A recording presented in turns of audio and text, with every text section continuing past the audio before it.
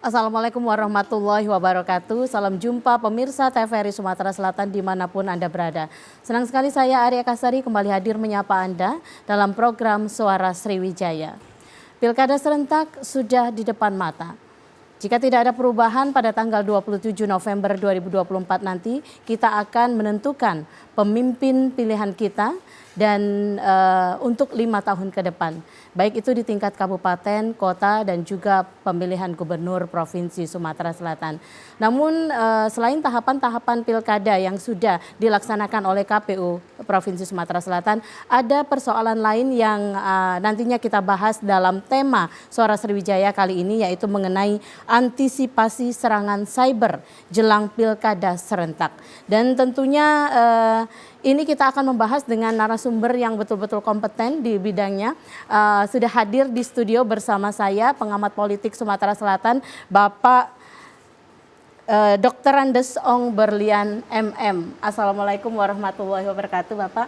Waalaikumsalam warahmatullahi wabarakatuh. Selamat siang dan salam sejahtera buat kita semua. Terima kasih Mbak Ai atas undangannya dalam dialog hari ini. Luar biasa, sehat ya Pak ya? Alhamdulillah. Kita akan membahas ini masalah antisipasi serangan cyber jelang pilkada serentak. Dan tentunya nanti kita juga menghadirkan narasumber yang akan hadir pada saatnya nanti, juru bicara Badan Cyber dan Sandi Negara, Bapak Ariandi Putra SIKOM MSI. Nanti pada saatnya kita akan undang beliau ke studio. Dan pemirsa, kami juga mengundang Anda untuk dapat berinteraksi melalui line telepon di 0711 311 454 dan juga bisa melalui WA di 0811 787 1974. Kita akan berbincang terlebih dahulu bersama Bapak Ong. Pak Ong, melihat ini pilkada serentak sudah mulai hangat ya.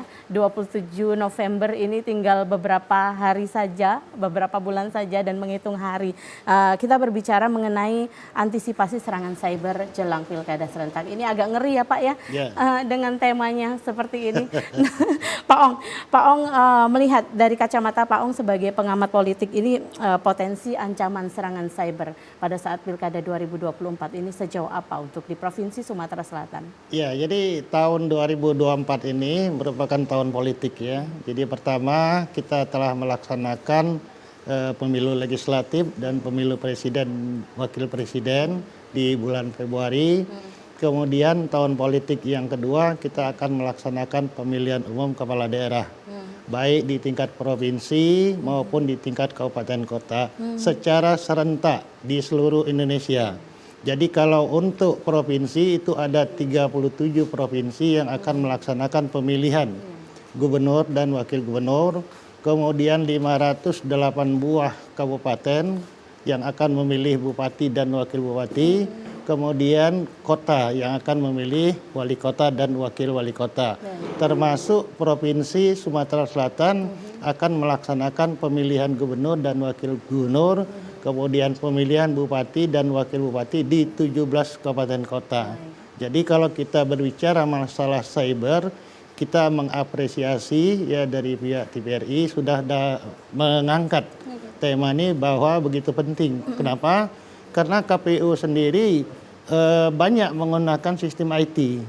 Jadi ada 7 sistem IT yang digunakan oleh KPU. Nah, semua ini kalau tidak dapat diantisipasi ya, ini akan mengacaukan pemilu. Jadi pengalaman di bulan Februari yang lalu itu terganggu, terutama sistem informasi rekapitulasi itu terganggu. Kemudian dapat saudara bayangkan jumlah mata pilih seluruh Indonesia itu jumlahnya 206 juta pemilih. Kalau untuk Provinsi Sumatera Selatan itu 6.300.000 pemilih. Nah itu dimasukkan dalam IT, namanya sistem informasi data pemilih. Kemudian ada lagi KPU menggunakan IT yaitu sistem informasi hukum. Kemudian sistem informasi logistik. Kemudian sistem informasi pencalonan. Kemudian sistem informasi rekapitulasi. Nah, yang paling rawan di sini yang sering diganggu oleh cyber, kalau kita lihat pengalaman 2 bulan Februari yang lalu, itu yang diganggu adalah sistem informasi rekapitulasi. Itu Mbak I.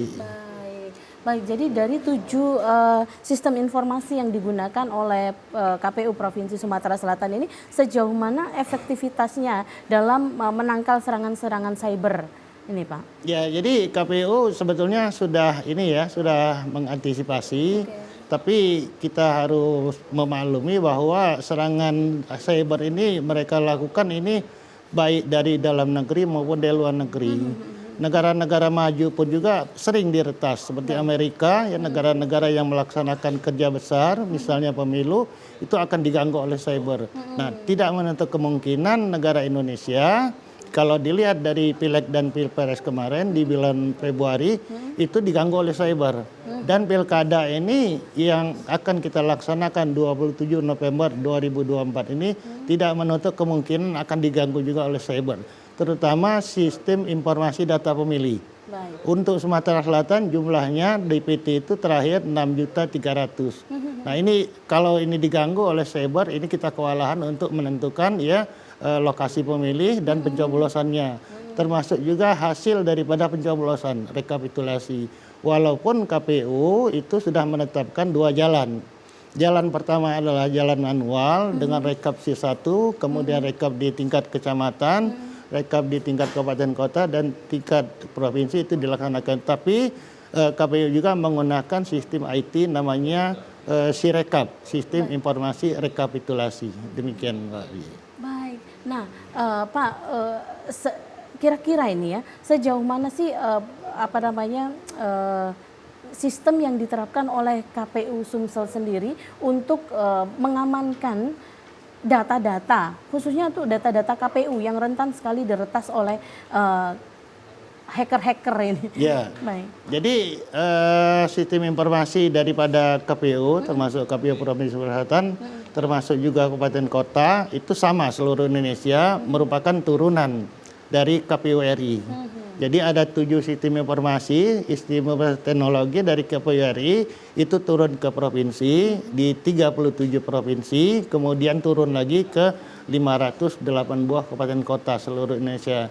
Jadi dapat kita bayangkan begitu rentannya ya gangguan cyber dalam pelaksanaan pilkada. Kenapa? Karena bagi orang-orang tertentu bahwa 27 November 2024 ini adalah saat pencoblosan itu akan menentukan wajah pemerintah Indonesia, baik pemerintah daerah maupun pemerintah pusat. Kenapa? Karena daerah-daerah tertentu ada pihak-pihak tertentu yang menginginkannya, terutama daerah-daerah yang punya potensi kekayaan sumber daya alam. Baik. Kira-kira dampak yang paling akan dirasakan gitu ketika sistem dari KPU ini nauzubillah min zalik ya berhasil diretas oleh hacker ini. Gimana ini Pak? Dampaknya secara luas ini apa kira-kira? Iya, dampaknya bisa menggagalkan pemilu. Ya, jadi menggagalkan pemilu tentu KPU punya solusi tersendiri ya. Apakah mereka akan menggunakan cara manual? Jadi Mbak Ye misalnya IT yang digunakan KPU sekarang ini adalah Sidali. Sistem Informasi Data Pemilih. Baik. Nah, sistem informasi data pemilih KPU sekarang sedang melaksanakan pemutahiran data pemilih. Dan kemarin sampai 24 Juni yang lalu itu sudah ditutup. KPU beserta jajarannya melaksanakan pendaftaran pemilih, Pantarli. Iya. Itu sudah selesai. Nah, itu jumlahnya kalau kita melihat DPT terakhir KPU pada saat Pileg dan Pilpres itu jumlahnya 206 juta pemilih. Nah, dapat kita bayangkan kalau data 206 juta pemilih ini termasuk di Sumatera Selatan DPT-nya 6.300.000 ini diretas. Sehingga datanya namanya hilang, alamatnya hilang. Karena apa? Karena dalam DPT itu adalah by name dan by address. Iya. Nah, itu juga. Kemudian yang bisa juga diganggu adalah masalah informasi logistik. Jadi pendistribusian logistik ini sangat berkaitan erat dengan daftar pemilih, misalnya untuk penyediaan surat suara. Kemudian distribusi logistik. Nah, untuk Sumatera Selatan dapat kita ketahui bahwa daerah Provinsi Sumatera Selatan ini keadaan geografinya sebagian besar adalah perairan. Nah, ini perlu IT yang mumpuni. Tapi kita berharap ya dengan adanya antisipasi sejak dini dari alhamdulillah Kementerian Politik Keamanan RI ya Menko Polhukam itu sudah mengantisipasi mengadakan rapat koordinasi. tingkat Sumatera regional 1 di Medan itu sudah dihadiri Menko Polhukam, kemudian dihadiri oleh Mendagri, dihadiri oleh Ketua KPU RI, kemudian dihadiri oleh Ketua Bawaslu. Di situ ada kesepakatan termasuk BSSN, Badan Sandi ya, Badan Cyber Sandi Negara itu sebagai leading sektor dalam kegiatan masalah cyber yang akan menganggung. Nah inilah kita mengantisipasi dan mengapresiasi pemerintah dalam hal ini Menko Polhukam sudah wanti-wanti menjelang pilkada yang akan datang serangan cyber itu tidak menutup kemungkinan akan mengganggu. Baik. Kalau untuk pilkada sebelumnya nih Pak, sudah adakah contoh kasus ketika misalnya data-data KPU berhasil diretas oleh hacker atau seperti apa? Pernah terjadi Pak? Ya, kalau kita lihat kalau pilkada waktu era saya dulu memang sudah menggunakan IT juga. Ya, si Rekap. Tapi pedoman kita itu adalah tetap menggunakan rekap manual. Jadi misalnya dari tingkat TPS itu ada namanya C1, itu yang dijadikan patokan. Sedangkan si rekap IT itu sebagai data pembanding. Nah, kemudian rekapitulasi di tingkat kecamatan namanya PPK, rekap. Kemudian di tingkat kabupaten kota melaksanakan rekap. Kemudian di tingkat provinsi itu melaksanakan rekap. Jadi rekapnya secara manual. Kalau IT tetap jalan, tapi IT sebagai data pembanding jika ada masalah atau problem. Nah, terakhir ya kita bisa melihat sendiri pemilu nasional yaitu pemilu presiden dan wakil presiden termasuk pemilu legislatif untuk memilih DPD, DPR RI, DPD provinsi, DPD kabupaten kota itu sempat ngadat rekapitulasinya, bahkan sempat terhenti. Nah ini adalah gangguan-gangguan dari cyber yang akan menghambat terlaksananya tahapan pemilu. Nah di sini pilkada belum kita laksanakan, masih ada waktu sekitar 2 bulan lagi ya. Tentu kita dapat mengantisipasi, kita harapkan leading sektornya adalah Badan Cyber dan Sandi Negara ya. Ini sudah membentuk ada 4 satgas ya. Kemudian KPU juga mungkin ada solusi lain menggunakan cara-cara agar supaya hasil pemilu ini dapat diterima oleh seluruh lapisan masyarakat. Baik, mungkin jika memang na'udzubillah min dzalik memang terjadi ketika terjadi serangan-serangan cyber seperti itu pada proses pilkada serentak nanti dan kita menggunakan sistem manual seperti Pak Ong katakan tadi, apakah memperpanjang waktu pilkada serentak ini sampai penghitungan suara ditetapkan? Iya, KPU kan sudah menyusun tahapan jadwal dan program. Jadi tahapan jadwal dan program pilkada itu dibagi 3 ya. Pertama adalah tahapan perencanaan, di mana KPU itu menyusun regulasi, menyusun anggaran, menyusun rencana kerja. Kemudian tahapan pelaksanaan. Tahapan pelaksanaan secara garis besarnya adalah pendataan pemutahiran data pemilih, kemudian pencalonan, kemudian distribusi logistik, kemudian kampanye, kemudian pencoblosan, pemungutan dan penghitungan suara, kemudian rekapitulasi sesuai dengan tingkatannya. Kemudian tahapan penyelesaian jika ada gugatan di Mahkamah Konstitusi. Jadi saya kira kalau masalah masih ada waktu atau tidak, itu kan sudah ditetapkan dalam tahapan jadwal dan program, itu sudah dihitung melalui waktu baik jam, hari maupun minggu, dan penyelenggara pemilu baik KPU dan Bawaslu itu mereka bekerja berdasarkan hari kalender, bukan hari kerja, artinya hari Sabtu dan hari Ahad pun mereka tetap bekerja. Siap. Baik, Pak Ong, kalau melihat ini dari tahapan-tahapan yang sudah berlangsung untuk pilkada serentak ini, dan menurut Pak Ong ini seberapa pentingkah kesadaran dan juga pelatihan tentang keamanan cyber ini untuk para kandidat, untuk juga mungkin partai politik, staf kampanye yang terlibat dalam pilkada serentak ini? Ya, jadi untuk partai politik ya, termasuk tim suksesnya ya, kemudian tim-tim kerja daripada kandidat yang akan melaksanakan atau mengikuti kontestan itu sudah ada mereka tim. Jadi KPU juga sudah mengantisipasi bila terjadi atau ada calon perseorangan itu kan akan mengumpulkan KTP fotokopinya, kemudian itu akan diupload di dalam sistem KPU ya. Tapi tidak banyak yang mengajukan calon perseorangan. Nah juga kemudian dari tim partai politik maupun dari kandidat yang akan maju, mereka punya tim IT sendiri. Jadi kalau mereka punya tim IT sendiri, mereka tentu menyusun jaringan kerja.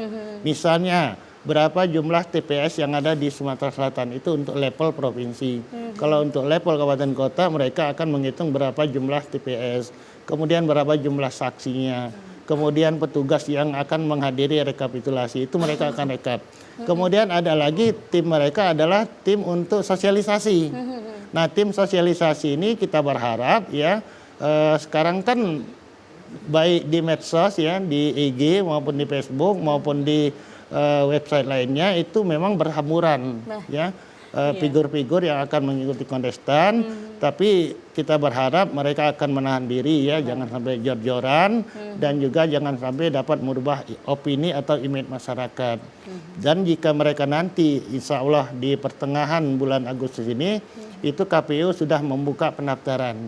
Jadi pendaftaran bagi pasangan calon yang akan mengikuti kontestan ini dengan syarat pertama adalah syarat partai politik yang paling penting adalah 20% dari jumlah kursi di DPR hasil pileg, kemudian 25% dari jumlah suara sah perolehan partai politik. Nah mereka akan mendaftar, KPU akan menseleksi, ya meneliti keabsahan dukungan-dukungan dan syarat administrasinya, kemudian KPU akan menetapkan dari bakal calon menjadi calon kepala daerah, ya baik di tingkat provinsi maupun di tingkat kabupaten kota. Nah kalau nanti para kandidat atau kontestan ini sudah ditetapkan dari bakal calon menjadi calon kepala daerah yang akan mengikuti pilkada baik di tingkat provinsi dan tingkat kabupaten kota, mereka akan diikat oleh peraturan-peraturan, termasuk peraturan tentang IT dan juga media sosial. Hai, siap, ini menarik sekali Pak Ong ya. Namun kita nanti akan lanjutkan perbincangan hangat kita ini. Pemirsa jangan kemana-mana, tetap saksikan Suara Sriwijaya dengan tema antisipasi serangan cyber jelang pilkada serentak setelah jeda pariwara berikut ini.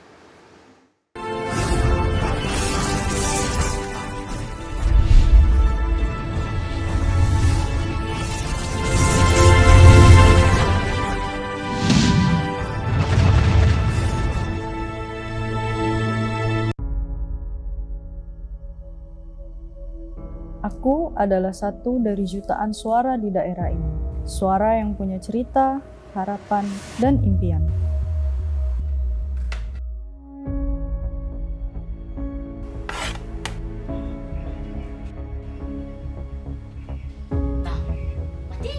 Gas nih. Ai, kemana mencari? Setiap kita punya cerita yang lain dan berbeda-beda galau.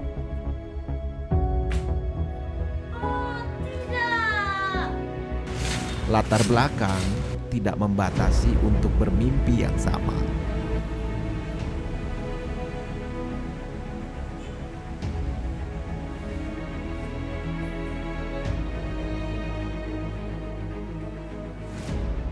Namun, kita semua memiliki harapan yang sama, masa depan yang lebih baik. Dengan satu suara, kita bisa membuat perubahan. Setiap suara adalah kisah. Setiap kisah adalah harapan. Harapan untuk masa depan. Nah, pilkada, waktunya kita juara ke masa depan kita. Datang ke TPS dan gunakan hak pilih Anda.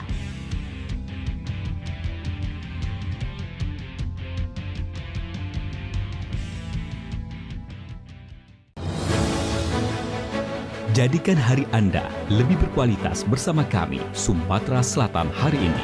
TNI Angkatan Udara dari Pangkalan Udara Sri Mulyono Herlambang melakukan operasi modifikasi cuaca menggunakan Kasa 212 Aviokar dari Skuadron Udara 4 Lanut Abdurrahman Saleh Malang. Operasi modifikasi cuaca di wilayah udara Provinsi Jambi dimulai. Sementara itu, Saudara, Kabupaten Oku kembali diterjang banjir parah setelah banjir besar beberapa minggu yang lalu. Kabupaten Oku kembali diterjang banjir hebat. Banjir besar menghantam dan menerobohkan sedikitnya 4 rumah di Kecamatan Ulu Ogan. pemerintah Kota Palembang menggelar operasi pasar murah di sejumlah titik di Kota Palembang. Operasi pasar murah ini akan digelar selama 5 hari di 5 titik yang berbeda. Dengan beragam berita aktual, netral, independen, dan berimbang. Kami hadir setiap hari pukul 16.00 waktu Indonesia Barat. Hanya di TVRI Sumatera Selatan.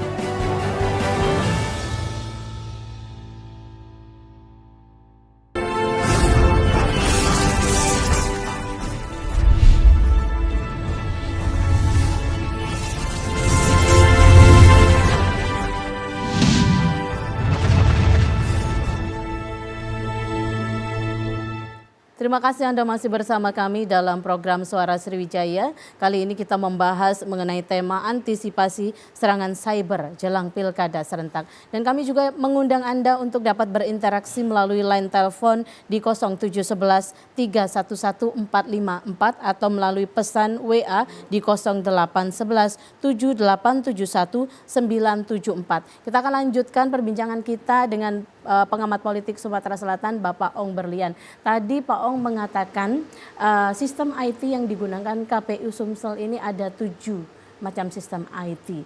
Nah, Pak Ong bisa dijelaskan ini sejauh apa sistem IT yang diterapkan oleh KPU ini bisa menanggulangi atau mengantisipasi serangan cyber di Sumatera Selatan pada saat Pilkada serentak nanti. Ya, jadi yang perlu diantisipasi Mbak ya, tadi sudah saya katakan bahwa sistem informasi daripada data pemilih. Ya, itu yang paling rawan dan kepentingannya banyak ya. Kemudian sistem informasi rekapitulasi. Itu ya, jadi nomor 1 dan nomor 7. Tapi bukan dalam arti sistem informasi lain tidak penting ya. Misalnya masalah regulasi itu juga hal-hal yang perlu diatur mulai dari pemutahiran mata pilih, pencalonan sampai dengan penghitungan dan rekapitulasi itu ada di sistem informasi hukum. Kemudian masalah distribusi logistik. Kemudian masalah sistem informasi partai politik, itu juga penting semua. Tapi yang paling rawan yang dapat mengganggu proses pilkada termasuk di Sumatera Selatan itu adalah sistem informasi data pemilih dan sistem informasi rekapitulasi hasil pencoblosan. Artinya pasca tanggal 27 November yang akan datang. Saya kira kalau kita berbicara mengenai kemampuan KPU Sumsel ya beserta jajarannya termasuk kabupaten kota itu semuanya sudah menerima ya baik semacam bimbingan teknik kemudian IT yang sudah didistribusikan oleh KPU RI itu sudah mumpuni. Tapi kalau menurut saya itu tidak cukup ya. Jadi walaupun IT-nya sudah mumpuni, orang-orangnya sudah ditatar sedemikian rupa, kita harus mengantisipasi kepada pihak-pihak lain yang lebih memahami, lebih mengerti tata cara untuk memagari ya atau mengantisipasi bila mana adanya gangguan daripada cyber ini. Yaitu salah satu lembaga negaranya adalah Badan Cyber Sandi Negara ya. Itu adalah salah satu lembaga yang memang tugasnya untuk melindungi ya gangguan-gangguan dari cyber ini tidak hanya KPU saja. Kemarin kan Kementerian Informasi juga kebobolan juga Mbak. Jadi disinilah ya kita berharap eksistensi keberadaan dari Badan Cyber dan Sandi Negara ini lebih berperan. Oleh sebab itu dari tindak lanjut dari hasil rapat koordinasi di Medan ya antara Mendagri, KPU RI, kemudian Bawaslu dan Badan Cyber Sandi Nasional yang diketuai oleh Menko Polhukam. Di situ BSSN sebagai leading sektornya. Nah, tindak lanjut daripada hasil rapat itu BSN sudah membentuk satuan tugas untuk mengantisipasi ya. Satuan tugasnya itu ada satuan tugas pengendalian informasi, ada satuan tugas sandi, ada satuan tugas komunikasi dan publikasi. Itu mereka sudah terbentuk satgas ini yang tugasnya untuk melaksanakan identifikasi, penanggulangan, pemulihan infrastruktur aset cyber jika terjadi ancaman. Nah, dapat kita bayangkan baik untuk pilkada ini seperti saya katakan tadi di seluruh Indonesia. dari Sabang sampai Merauke melaksanakan pilkada 37 provinsi, 500 buah kabupaten kota. Tidak DIY, Daerah Istimewa Yogyakarta tidak melaksanakan pilkada. Kemudian DKI Jakarta tidak mengadakan pemilihan wali kota. Kenapa? Karena mereka adalah daerah khusus. Nah, inilah kita berharap adanya peran eksistensi dari Badan Cyber dan Sandi Negara untuk memagari, membentengi KPU beserta jajarannya dalam hal pertama adalah perlindungan terhadap data pemilih dan kedua adalah perlindungan terhadap hasil rekapitulasi penghitungan suara. Baik, dari kacamata Pak Ong sendiri, ini seberapa siap sih tim IT di Sumatera Selatan dan juga infrastruktur teknologi yang ada di Sumatera Selatan ini? Ya, jadi dari pengalaman saya Mbak Ayi saya di KPU itu 2009-2013 memang sudah ada tim IT-nya. Dan memang sudah disiapkan ruangan khusus untuk ruangan IT dan tidak semua orang bisa masuk di situ, harus pakai ID. Jadi memang sudah sangat ketat Tapi seperti saya katakan tadi bahwa kemajuan informasi teknologi ini sedemikian canggihnya tetap saja bisa dijebol. Jadi ada celah-celah tertentu yang bisa disalahgunakan oleh pihak-pihak tertentu. Oleh sebab itu kita harapkan khususnya di Sumatera Selatan adanya kesadaran masyarakat untuk mencegah jika terjadinya adanya tindakan-tindakan kejahatan cybercrime ini.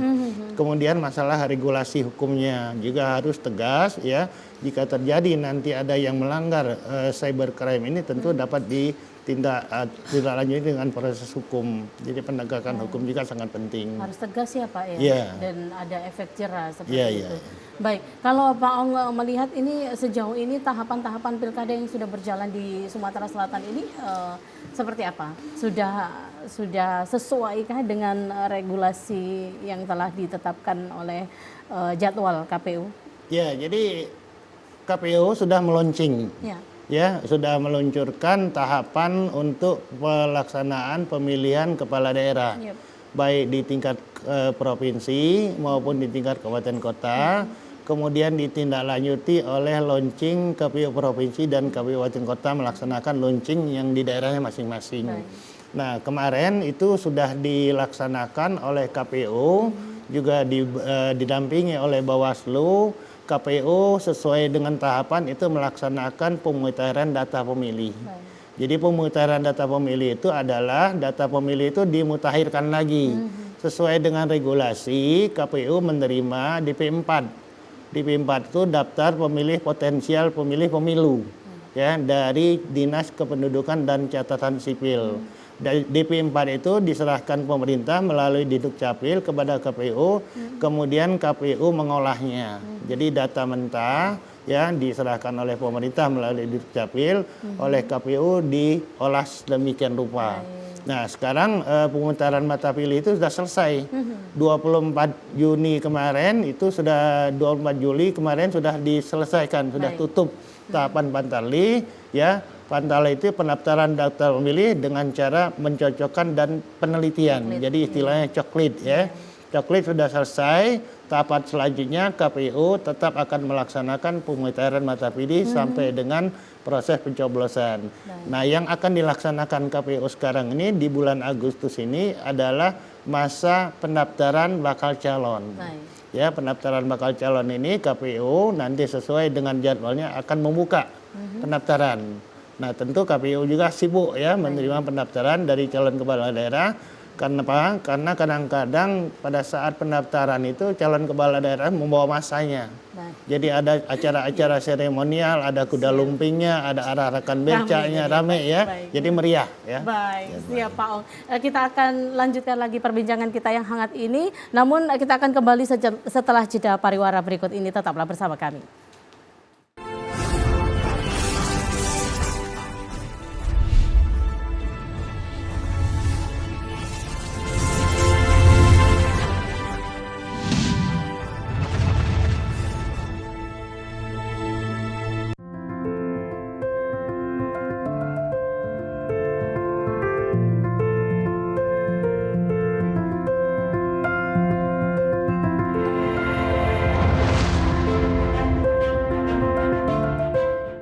Udah pada tahu belum sih? Sebentar lagi kita bakal milih lagi loh.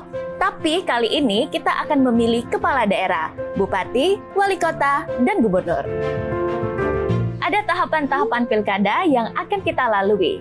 Pada tanggal 27 sampai dengan 29 Agustus 2024 akan dilakukan pendaftaran pasangan calon kepala daerah. Selanjutnya, pada tanggal 22 September 2024 dilakukan penetapan pasangan calon kepala daerah. Selanjutnya, pada tanggal 25 September sampai dengan 23 November 2024 akan dilakukannya masa kampanye. Kemudian, di tanggal 27 November 2024 akan dilakukan pemungutan suara serentak seluruh Indonesia. Selanjutnya, pada tanggal 27 November sampai dengan 16 Desember 2024 akan dilakukannya rekapitulasi penghitungan suara. Nah, tentunya kita akan kawal sampai dengan penetapan calon terpilih. Nah, gimana? Sekarang udah tahu kan ya?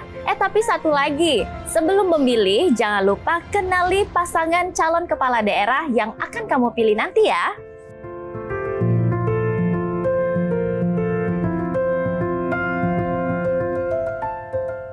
Ingat ya, 27 November 2024, gunakan hak suaramu.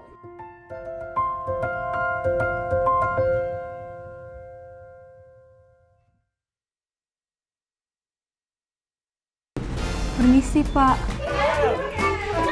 Siapa bilang kerja di media televisi itu membosankan? Banyak kok momen lucu dan unik di dalamnya. Kak, muka aku tadi di layar bagus tidak? Bagus tadi tuh. Yo Kak, muka Kak Miller tuh pasti bagus tuh lah. Apalagi bos kita itu, bagus tuh lah menengok kau tuh. Seperti yang ada di program satu ini, Komedi on Duty. Ada bos, ada di situ. Pastinya bisa menghibur dan buat kamu tertawa. Tonton serunya bekerja di dunia pertelevisian di Komedi on Duty setiap hari Senin pukul 10.30 waktu Indonesia Barat dan Sabtu pukul 8.30 waktu Indonesia Barat. Hanya di TVRI Sumatera Selatan. Bangun oi. Astagfirullah, sabar, Pak.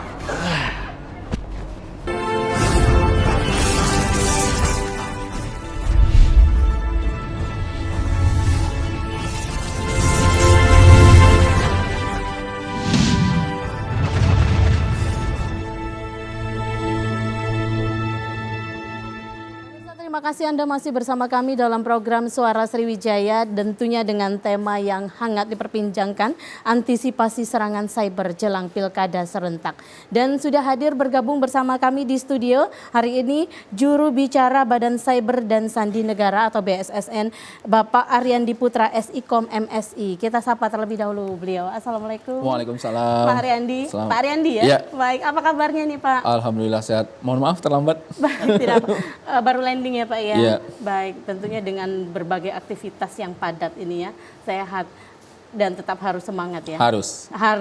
Baik, kita tadi sudah berbincang dengan salah seorang pengamat politik Sumatera Selatan ini Pak Ong Berlian mengenai antisipasi serangan-serangan cyber saat pilkada serentak berjalan ini nantinya.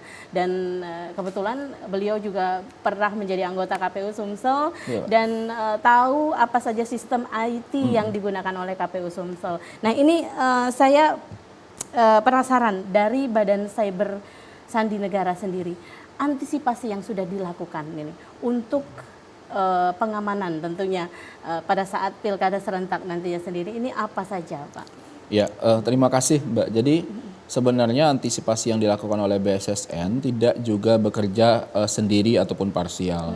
Antisipasi itu tidak hanya kita lakukan saat pilkada saja, tapi juga dimulai saat pemilu 2024 itu digelar. Dalam hal ini pemilu presiden dan wakil presiden, dan juga kita lanjutkan di pilkada 2024 yang melibatkan banyak kota di Indonesia. Karena sekarang provinsinya 38, ada banyak provinsi dan kabupaten dari jumlah itu yang melakukan pilkada. Nah memang PR-nya besar, tugasnya luar biasa. Kalau pemilu presiden itu hanya 3 pasang calon. Kalau pemilu di setiap kabupaten, kota, dan provinsi dan lain-lain itu melibatkan banyak orang. Namun kita melihat begini, ada beberapa hal yang menjadi salah satu rujukan dan evaluasi saat penyelenggaraan Pilpres 2024 yang lalu. Apa saja yang diperkuat? Tadi kebetulan disinggung masalah IT KPU ya Pak ya. Jadi IT KPU menjadi salah satu hal yang paling krusial yang kita perkuat. Makanya BSSN membentuk Satgas, jadi tidak bisa hanya dilakukan parsial, tapi juga secara komprehensif. Jadi ada satuan tugas yang dibentuk oleh BSSN bahkan sejak Pilpres 2024 yang lalu.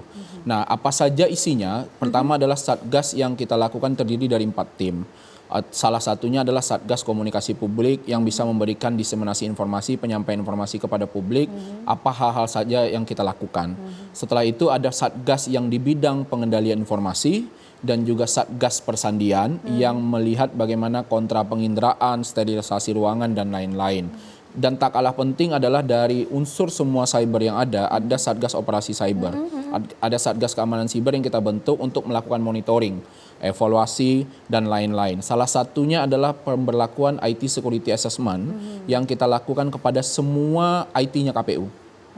Jadi KPU tidak ditinggal sendiri karena IT-nya KPU perlu dimonitoring, perlu dilakukan pemantauan melalui National Security Operation Center BSSN yang ada di Ragunan.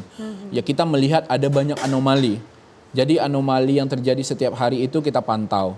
Nah, anomali ini yang kita bersurat resmi kepada KPU dan kepada lembaga-lembaga lain untuk kita tindak lanjuti agar mereka melihat dan mewaspadai ada potensi-potensi serangan cyber kepada aset-aset yang dimiliki oleh KPU.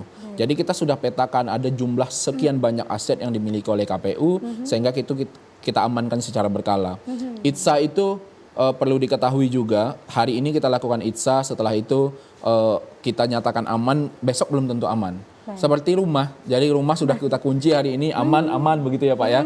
Terus tiba-tiba besok kita lupa kunci rumah kembali atau kita lupa melakukan pengamanan secara berlapis. Jadi enkripsi data menjadi penting, terus melakukan ITSA menjadi penting. Makanya ada tim kita Pak yang onsite di KPU setiap hari sejak Pilpres 2024 yang lalu. Nah, itu koordinasi juga dengan ada tim yang onsite di Mahkamah Konstitusi dan juga ada tim yang bekerja sama dengan Kominfo juga untuk melihat dan mengamankan pilkada ini agar bisa berjalan dengan baik dan lancar.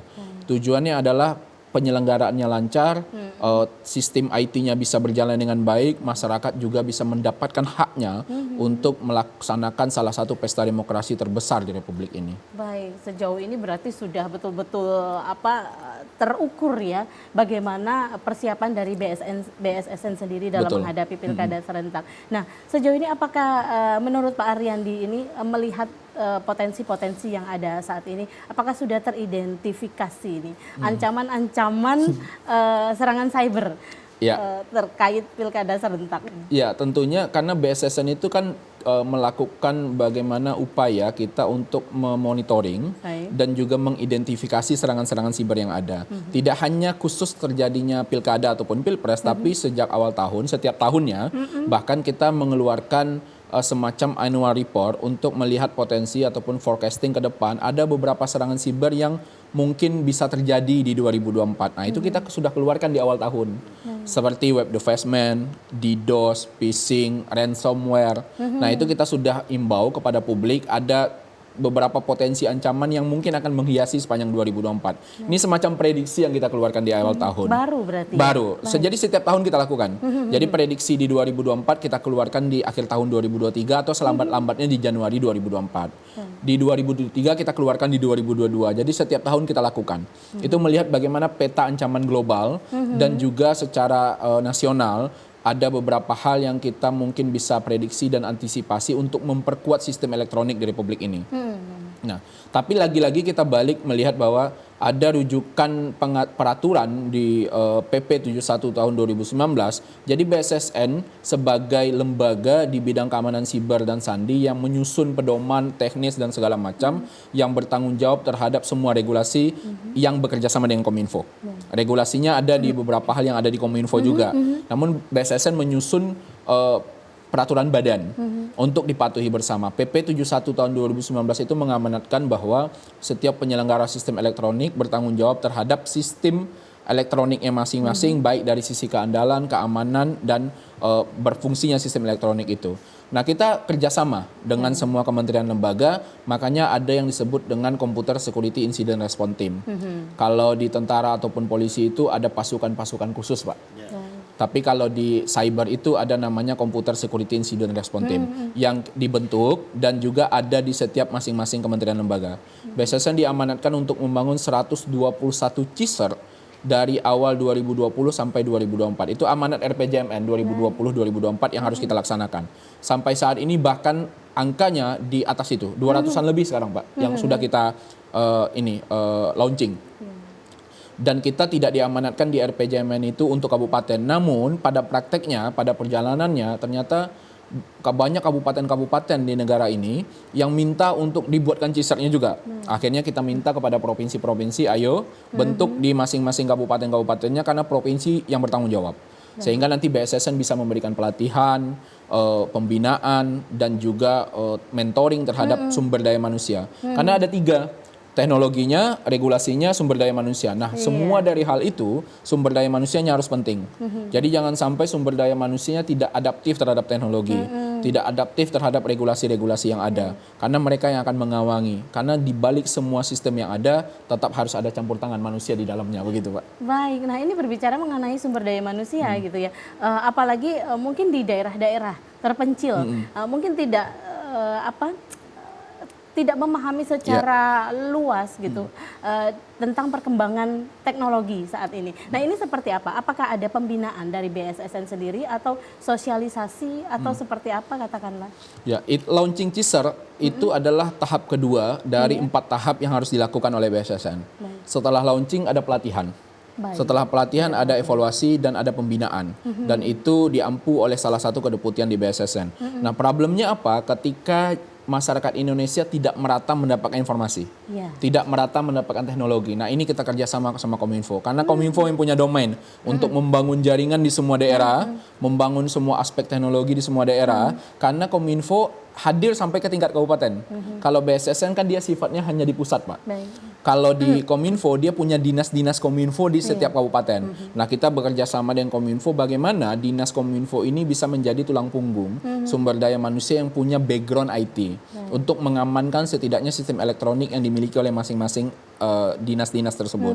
Sehingga kita harapkan apa informasi yang didapat di Jakarta, di Jawa, juga didapatkan oleh teman-teman yang mungkin berada di garis-garis pulau terluar.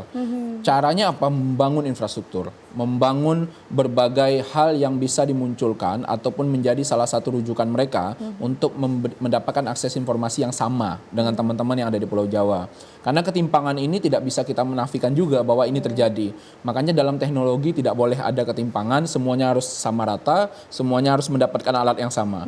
Jika di Jawa dapat alatnya tipenya adalah tipe yang standarnya 90, maka di daerah-daerah standarnya 90. Karena berbicara cyber security, tidak ada penerapan cyber security yang murah saja ataupun yang levelnya easy saja atau yang medium. Semua levelnya harus aman karena tidak boleh ada kebocoran data, tidak boleh ada potensi-potensi itu akan diserang dan lain-lain. Jadi semua yang didapatkan teman-teman di Jawa, Dinas Kominfo yang ada di daerah-daerah Jawa juga harus didapatkan di Dinas Kominfo yang ada di Papua, Kalimantan, Sumatera, dan lain-lain. Baik, sejauh ini menurut pantauan Pak Ariandi, apakah sudah merata itu pembinaan dan pelatihan terhadap SDM yang ada di pelosok-pelosok daerah? Ya, kalau kita sebut secara keseluruhan tentu dalam proses yang berkepanjangan. Karena pembangunan CISR di setiap daerah itu juga beda-beda. Jadi tidak kita launching semua daerah di Indonesia dalam satu waktu, tidak. Jadi percuma CISR-nya di launching kalau infrastrukturnya belum ada. Karena yang mengawanginya juga belum ada. Jadi kita lakukan skala prioritas di tahun 2020 berapa total institusi yang harus kita launching CISR-nya harus kita bentuk. 2021, 2022, 2023, 2024. Setelah itu kita kerjasama dengan Kominfo, ada laporan kita contoh di daerah-daerah yang belum tersedia infrastrukturnya. Ayo disegerakan infrastrukturnya. Sehingga nanti kita bisa bangun infrastruktur sana. Kita bisa perkuat cyber security-nya. Jadi pembangunan infrastruktur itu tidak lagi bisa seperti 10 tahun, 20 tahun atau 50 tahun yang lalu. Jadi bangun dulu rumahnya begitu Pak, nanti mikirin pagarnya gimana bentuknya belakangan gitu, nggak bisa. Kalau cyber security kita bangun rumahnya, kita udah mikirin bagaimana keamanannya. Kita bangun infrastruktur elektroniknya, kita udah bikin dalam segi membangun itu kita sudah amankan. Karena bisa jadi saat dibangun diserang. betul. Makanya perimeter keamanan harus dibentuk berlapis. Itu yang dilakukan oleh BSSN. Baik, menarik Pak Ariandi. Tapi kita harus jeda promo terlebih dahulu. Ini kita akan membahas topik kita mengenai antisipasi serangan cyber jelang Pilkada serentak. Kita lanjutkan setelah jeda pariwara berikut ini.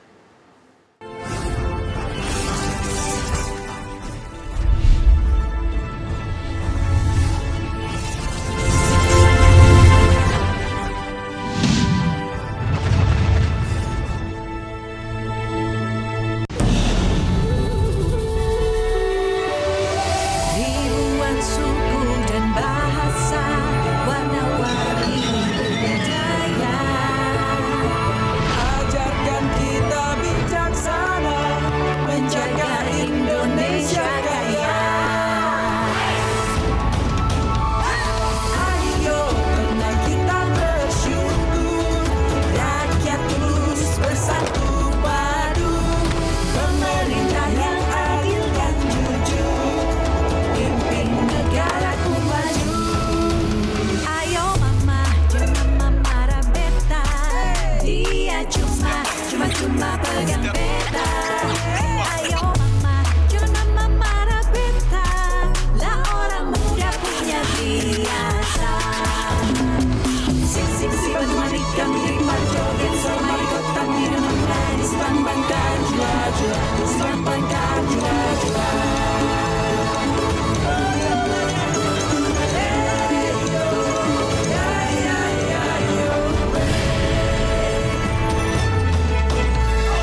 Dari Aceh hingga Papua, kita semua bersaudara, bekerja dan berdoa, bangga dan bersahaja untuk Indonesia Raya.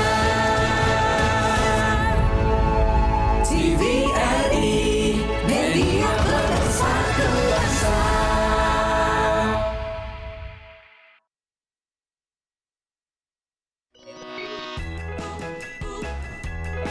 Mengajak Anda untuk bernostalgia ke masa lalu, mengukir kenangan lewat tembang-tembang yang merdu, merangkai memori melalui alunan lagu.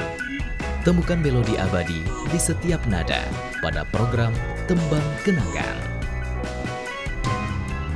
Sini di batas kota ini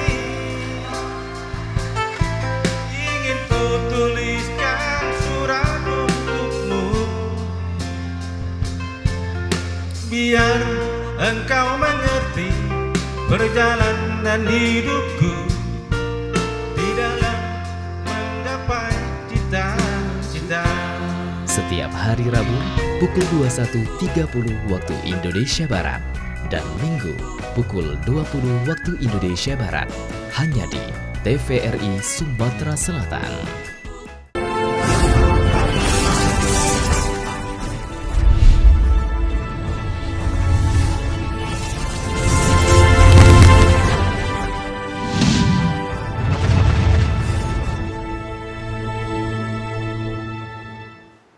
Terima kasih Anda masih bersama kami dalam program Suara Sriwijaya dengan tema antisipasi serangan cyber jelang Pilkada serentak. Kami juga mengundang Anda untuk bisa berinteraksi di line telepon 0711 311-454. Kita lanjutkan lagi obrolan kita tadi, menarik ya dengan Pak Ariandi. Pak Ariandi, secanggih-canggihnya sistem keamanan teknologi yang sudah dibentuk, sudah diciptakan gitu ya. Tapi secanggih-canggih itu juga hacker bermunculan ini. Ini kita berkaca juga kasus yang sedang viral kemarin, baru data-data nasional kita kebobolan nih oleh hacker-hacker yang memang ya seperti apa nih? Ini juga sebagai antisipasi loh. Pastinya ada langkah antisipasi untuk Pilkada serentak nantinya agar jangan sampai juga terjadi data-data kita kebobolan seperti itu. Ini bagaimana? Ya, jadi dalam dunia cyber security disebutkan bahwa tidak ada yang benar-benar aman 100%. Jadi apa yang harus kita lakukan terhadap ungkapan itu? Memperkuat keamanan secara terus-menerus, day by day, karena selalu ada celah yang mungkin muncul dari sisi digitalisasi. Makanya sumber daya manusia juga harus adaptif terhadap teknologi yang berkembang. Itu yang tadi saya sampaikan di awal. Contoh paling sederhana begini. Handphone yang kita miliki ataupun laptop yang kita miliki kadang-kadang dia meminta untuk ngupdate sistem. Itu salah satu bentuk kerentanan dari sistem yang mereka punya saat itu. Sehingga mereka minta semua penggunanya untuk ngupdate sistem. Karena ada beberapa bug yang harus diperbaiki dan lain-lain. Nah, begitu juga dengan dunia cyber security. Semua perimeter yang kita amankan, yang kita lakukan pengamanan secara terus-menerus, itu juga harus dilihat sebagai sebuah hal yang juga berpotensi untuk diserang. Karena tidak ada negara yang tidak diserang juga. Nah, kan dia ada beberapa tahapan. Ketika anomali traffic ini kita lakukan analisis oleh tim, apakah itu berbentuk sebuah serangan cyber atau tidak. Yang kedua, serangan cybernya itu akan berpotensi menjadi insiden cyber atau tidak. Ketika dia dari sebuah serangan terus menjadi insiden, contohnya adalah rusaknya sebuah sistem elektronik di sebuah negara. Itu adalah insiden cyber. Ketika serangan-serangan itu terjadi, kita pantau melalui NSOC. Makanya NSOC BSSN itu 24 jam. Jadi salah satu mungkin yang bekerja 24 jam dengan diampu oleh sumber daya manusia yang capable, itu bergantian, itu 24 jam. Jadi tidak pernah mati, tidak pernah tidak dipantau NSOC itu. Nah, SOC ini juga ada di beberapa kementerian lembaga. Ada juga di beberapa institusi-institusi untuk mereka melakukan pemantauan secara internalnya mereka masing-masing. Sehingga di dunia cyber security, contoh, teknologi yang kita gunakan di tahun 2010, apakah relevan lagi di 2024? Belum tentu. Makanya kita perlu juga melakukan berbagai pengayaan, kerjasama dengan negara-negara yang ada, yang kita anggap dunia cyber security-nya itu di atas kita ataupun sudah mature. Beberapa kerjasama, Memorandum of Understanding dilakukan oleh BSSN di beberapa negara, yang kita identifikasi GCI. Dalam hal ini Global Cyber Security Index. Peringkat Indonesia itu 24. Jadi peringkat 24 dari 100 sekian negara. Artinya ada 23 negara di atas kita yang peringkatnya lebih baik. Nah, ini yang kita kerjasama dengan Amerika, dengan Inggris, dengan Korea Selatan, dengan Jepang, dan lain-lain. Singapura juga termasuk. Nah, kita melakukan berbagai pengayaan agar transfer knowledge ini juga didapatkan oleh sumber daya manusia. Oke, bahwa teknologi yang mungkin ada di Singapura atau di Amerika atau di Inggris belum masuk ke Indonesia. Tapi sumber daya manusia kita harus tahu. Meskipun belum masuk, setidaknya mereka kenal sehingga mereka bisa mengoperasikan, bisa melihat bahwa teknologi yang mereka gunakan harus di-upgrade. Nah, upgrade terhadap teknologi ini menjadi penting. Nah, ini yang kita harapkan ke depan, karena Indonesia 2/3 yang terdiri dari kepulauan, gugusan-gugusan pulau, ketimpangan itu tetap ada. Nah, bagaimana kita melakukan ataupun ke depan ketimpangan itu bisa dikecilkan.